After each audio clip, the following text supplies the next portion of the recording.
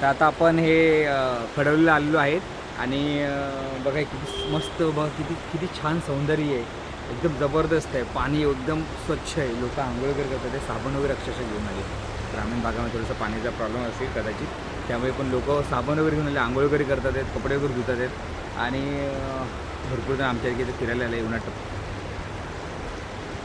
हा नदीचं सांगितलं तुम्हाला एक थोडंसं ते एक होता विषय की फक्त इकडे भरपूर धोका आहे आतमध्ये जाण्यासाठी. भरपूर काळजी घ्यावी लागते, भयंकर काळजी घ्यावी लागते. भोवरे आहेत नदीमध्ये, या नदीची एक ती खासियत आहे, भोवरे आहेत. त्यामुळे पोहणाऱ्यांनी पण भरपूर प्रिकॉशन्स घेतले पाहिजे, सावधानता राहिले पाहिजे. कारण की इकडे पोहणारेच जास्त करून जीव म्हणजे त्यांचाच हात झालेला आहे, त्यांचे जीव गेलेले आहेत. तर हे असं मस्तपैकी बाजूला वडापाव बिडापाव भजी बिजी एकदम उत्तम भेटतात, छान भेटतात खायला वगैरे, नाकोनाकी आहेच म्हणा जागोजागी.